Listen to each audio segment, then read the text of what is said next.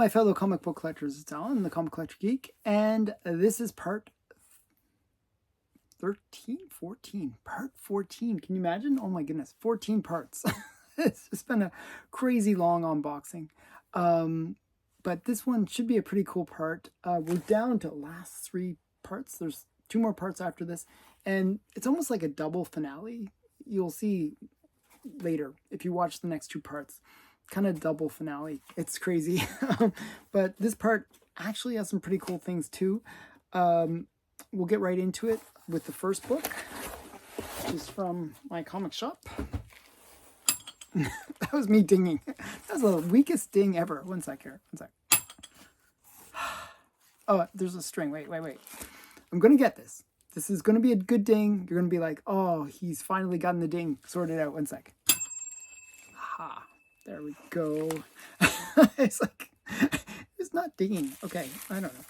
Okay, so this first book is a kind of a cool one. It's based on a story that we read for book club that I do on Wednesdays. I always do book club on the Immortal Biggie Shack network. And this was one of the books that we read. And I thought it was a good story. I thought it was actually pretty cool. And it is this book.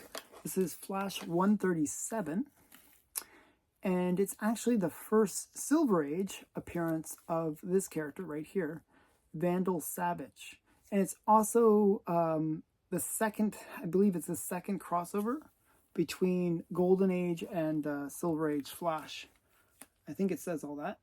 Second Silver Age Justice Society of American appearance.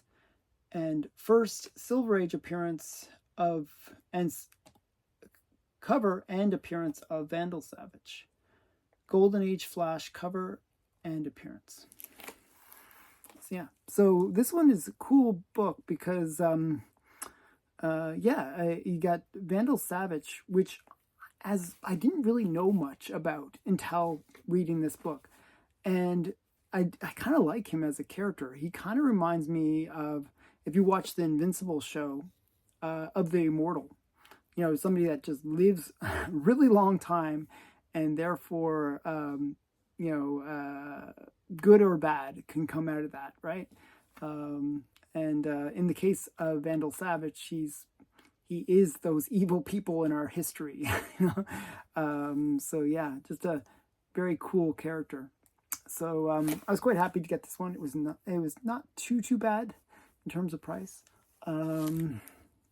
So this is from DC 1963. It is a cover by Carmen Infantino and Murphy Anderson. So really cool book. Got good colors on it too, actually. Okay, so that's the first one. Now, next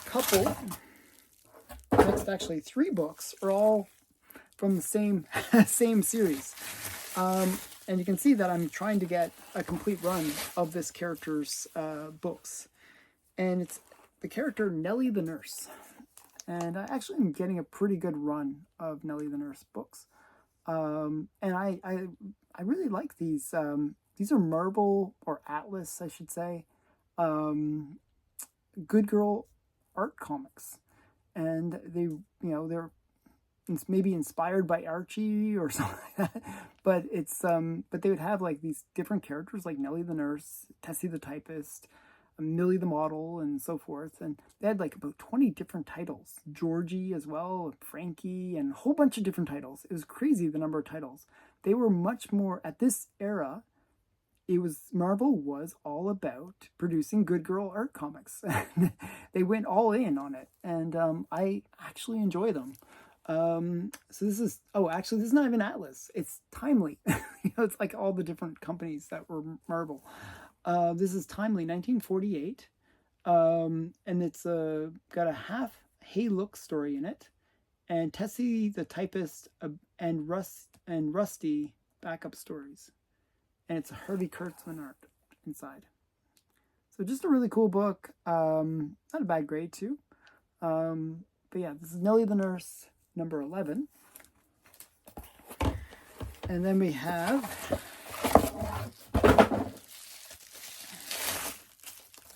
another Nelly the Nurse,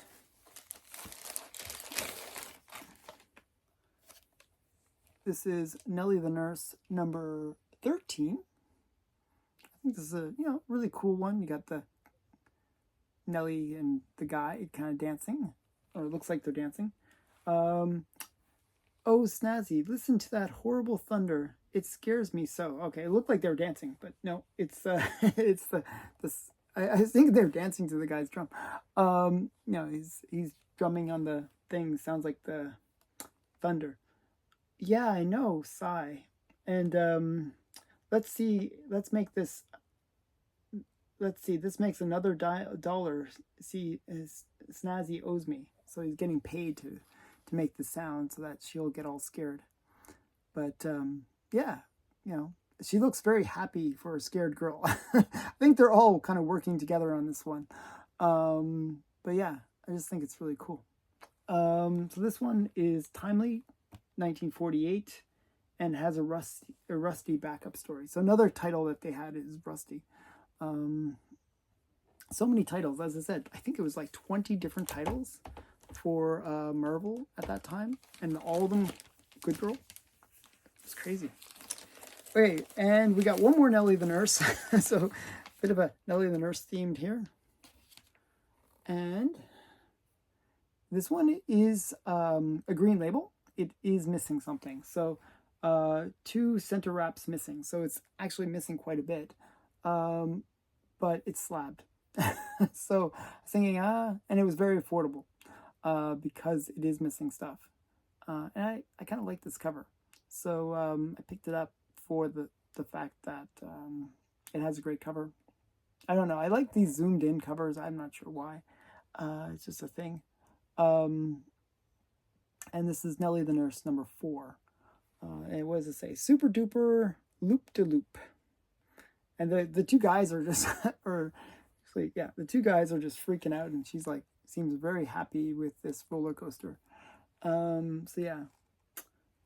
But this is from Marvel Comics. So it's like some are like it's the same company really, but it's Marvel Comics on this one, fall of 1946. So yeah, I'll show you the back as well. But yeah, so I'm getting my little Nelly the Nurse run going on here. I have a bunch now. So yeah. Okay, so that's that one. Okay, and then we got, this was actually a one, this next one is one that I won at auction on my comic shop. And I was actually quite impressed that I won this because I got it for a great price. Somebody had actually had this on eBay for some crazy price. I forgot what it was, but I got it for a fraction of that price. And I just really liked it.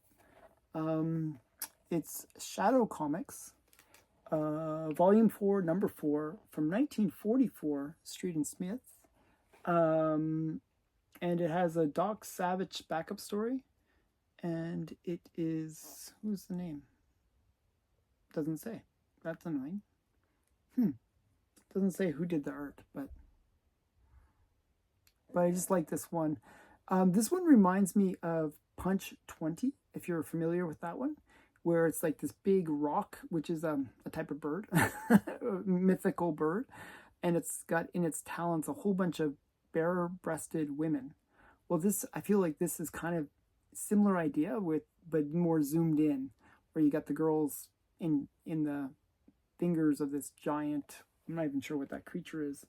I'm not sure what it is. It's some kind of creature guy. And just a really cool cover. The Shadow in Another World mystifies Berlin. So yeah, I just thought it was a really cool one, and I'll show you the back. So yeah, from 1944. I think it was like 100. I got it for somewhere around there, in that 100 range. Okay, got 2 more to show. So it's going to be a bit of a shorter unboxing, this one, but the next 2 unboxings will be big. I can guarantee they are big ones in terms of the books, and also actually this next one has a lot of stuff in it. Okay, so this first one, this book, almost kind of an accident that I bought this one, tell you the truth. What happened was I saw this and I was like, oh, it's very affordable. Like, I mean, when I say very affordable, almost the cost of the slab, okay? But it's like so high grade. I was like, wow, if it's so high grade, why is it so cheap? And so I just put it in my cart just for the sake, maybe I'll buy it, maybe I won't. And so I put it in my cart, and then some other book came up on my want list. Like that I had like sort of a radar thing for it. And I've missed out so many times on these kind of books that pop up on my radar, radar ones, that I just checked out immediately. But I forgot to remove certain books from from my cart that I wasn't super interested in. And this was one that, I was semi-interested in. It was just such a great price for the grade. It's probably one of the highest grade Golden Age books that I have. And I'll show it to you. It's a 9.4, which I think for the Golden Age is pretty insane. It's Dippy Dots, Doy Dripple. Why am I saying Dippy Dots? That's something totally different. Doy Dripple, number 6, from Harvey Publications, 1949. And it's based on a syndicated newspaper strip. So this is a Doy Dripple number 6. Not a bad one. We got the guy kind of doing all the laundry and all the house cleaning and stuff. And it's like, Horace, I told you not to use that so close to the parrot's perch. Uh-oh, I think he's vacuumed up the the parrot is inside the vacuum, so it's kind of funny. Based on the famous comic by Bruford Toon. Very interesting. So Doy Dripple. So a bit of an accidental buy, but hey, it was very affordable. It was like, seriously, like almost the cost of the slab. Just a interesting book. So yeah, I thought that was interesting. Accidental buy. A bit of an accidental buy, but cool accidental buy. Okay, this next one, this is the one actually that caused me to get that one. So this one came up and I was like, oh wow, I always seem to miss out on this book. And it's one that I think actually, I don't know, it's one of those ones that, I don't know, it speaks to me, I guess. I don't know. It's one that I always thought was kind of a cool cover. Kind of a cool book. Is Red Circle number 1. I've missed out on this book maybe 5 times. I don't know. Like every time it comes up for auction, I bid on it, I lose, and it just was a repeating pattern. This came up in my want list, and I was like, okay, I'm gonna just buy it. I'm just gonna check it out. I think I slightly overpaid in a way because of that, but I think it's cool. It's Red Circle number 1. And it says Prankster and the Red Riot begins.